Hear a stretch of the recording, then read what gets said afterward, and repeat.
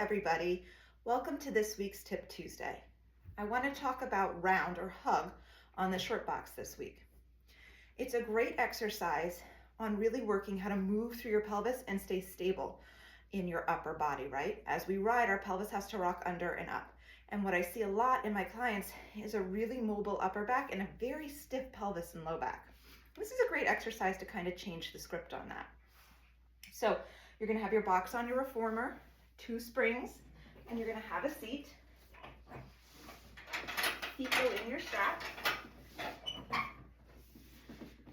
and they're flexed. And the strap is not particularly heavily engaged at this point, it's just flexed. Now, traditionally in hug, your arms are wrapped around your waist and you're rounded, and you go back into the exercise and hang.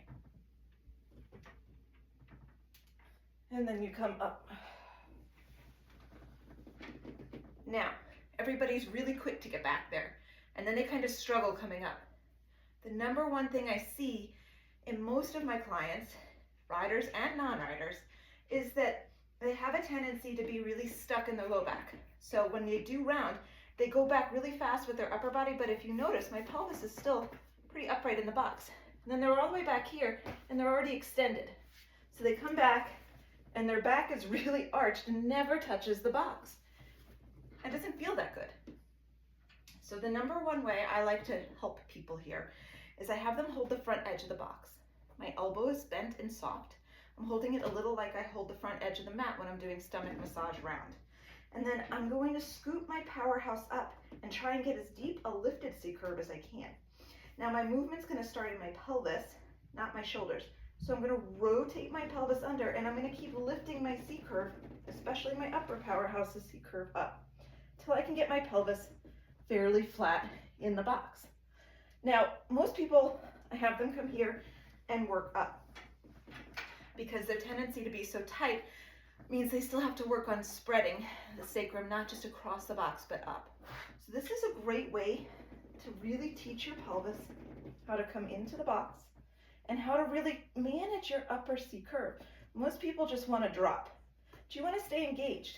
Reach out your legs, reach up your pelvis. And then yeah, even with your hands, you can still stretch back. It's actually a nice stretch for the front of your chest too. And when you bring your chin in, you develop the scoop back up. You don't let your feet go, and you keep articulating all the way up. It's really important to work on that pelvic movement. Sort of like rolling like a ball, a little bit like roll back on the tower. You want to keep working the movement of the sacrum up the powerhouse and the back up the box, but also across the box, so that you can really find a nice foundation to then grow your spine back into the well width. It's great for riders. It really helps with that pelvic movement in the saddle and the upper body being able to stay really stable while the pelvis moves with the horse. So I hope you enjoy this week's tip. Take your time on your box work. It can take a while to build the full extension. If you have vertigo or issues, blood pressure issues, you may never want to drop backwards. So it's a great way to still get a lot out of the exercise. Strengthen your powerhouse, stay with your feet to your seat, and rotate through your pelvis. It's also really great for people who are lordotic and a little bit tighter in that spot in their back. So I hope you've enjoyed today, and I will see you next week for another Tip Tuesday.